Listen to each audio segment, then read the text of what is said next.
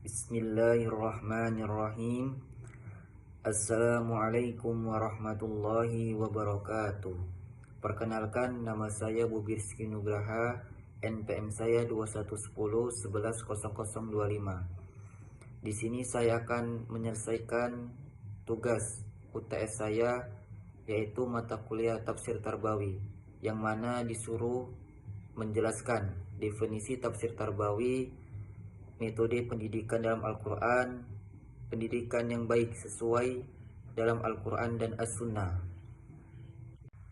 Pertama, saya akan menjelaskan definisi tafsir Tarbawi. Tafsir definisikan secara bahasa yang berarti mengungkapkan dan menampakkan. Kata tafsir merupakan bentuk masdar dari kata fasara, sebagaimana secara definisi bahasa tafsir berfungsi sebagai menunjukkan atau menerangkan, menjelaskan atau mengungkapkan suatu masalah yang masih samar dan belum jelas. Kemudian adapun Tarbawi. Tarbawi berasal dari bahasa Arab, yaitu robba yurabbi, yang artinya tumbuh dan berkembang atau menguasai. Tafsir Tarbawi memiliki pengertian, yaitu suatu cara atau metode menafsirkan, menjelaskan, dan menerangkan yang tersirat dalam ayat-ayat Al-Quran. Tujuannya ialah untuk menafsirkan ayat-ayat Al-Quran yang berhubungan dengan ilmu pengetahuan dan pendidikan. Kemudian materi kedua yang akan saya jelaskan tentang metode pendidikan dalam Al-Quran. Salah satu komponen penting yang menghubungkan tindakan dengan tujuan pendidikan adalah metode. Sebab tidak mungkin materi pendidikan dapat diterima dengan baik kecuali disampaikan dengan metode yang tepat.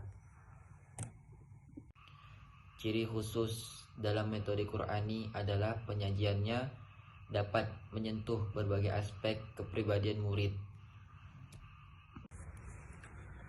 di mana pesan nilai disajikan melalui beberapa bentuk penyajian yang dapat menyentuh berbagai ranah peserta didik. Beberapa jenis metode yang digali dan dikembangkan dari ayat-ayat Al-Quran, di antara lain adalah metode hiwar, ibroh, mau'izah, amsal, dan kisos. Takhrib, tarhib, dan uswatun hasanah. Metode mau'izah atau nasihat, metode ini dapat dilakukan melalui ceramah atau khutbah. Kemudian metode tabligh, yaitu cara tertentu yang dilakukan oleh seorang mubaligh kepada seorang untuk menyampaikan suatu tujuan yang jelas dan atas dasar hikmah. Kemudian metode al-hikmah, yaitu suatu pembelajaran yang dapat kita ambil dari suatu kejadian, dan penggunaan metode tersebut dalam prakteknya tidak dapat dipisah-pisahkan secara ekstrim, karena pendidikan Qur'ani bersifat integral. Oleh karena itu, metode-metode tersebut akan tampil secara kapasitas pada suatu tindakan pendidikan sesuai dengan kondisi dan situasi, sifat dan karakter materi, serta tujuan yang hendak dicapai. Kemudian penjelasan yang terakhir ialah pendidikan yang terbaik sesuai dalam Al-Quran dan As-Sunnah. Bagian yang terpenting dalam proses pembelajaran adalah pendidik yang bertanggung jawab besar untuk membimbing para peserta didik ke arah tujuan pendidikan.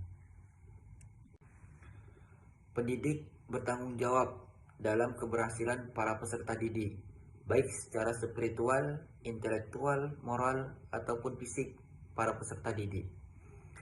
Para pendidik harus mampu membimbing dan membawa atau mengarahkan para peserta didiknya ke dalam hal yang positif dan hal yang lebih baik lagi. Karena kita sebagai pendidik harus mampu memberikan contoh yang baik kepada para peserta didik kita. Tidak hanya di dalam lingkungan sekolah saja, di lingkungan luar sekolah pun harus kita mampu memberikan contoh yang baik.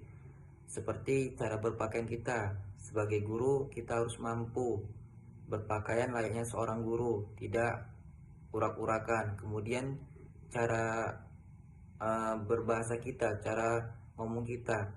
Seorang pendidik itu harus lebih sopan, tidak asal sembarangan berkata saja. Jadi murid itu atau peserta didik itu bisa mengambil hal yang baik dari yang kita lakukan. Dalam semua aspek yang dimiliki para peserta didik, baik dalam segi kognitif, afektif, dan psikomotorik.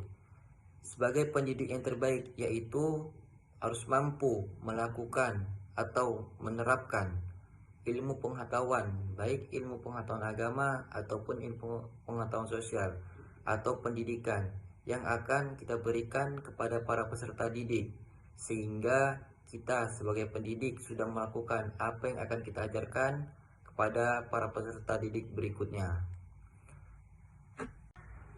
Mungkin hanya ini yang bisa saya dapat jelaskan. Apabila ada kekurangan, saya mohon maaf kepada Bapak dosen. Selaku pengampu mata kuliah Tafsir Tarbawi, saya tutup. Wabillahi taufiq wa hidayah. Wassalamualaikum warahmatullahi wabarakatuh.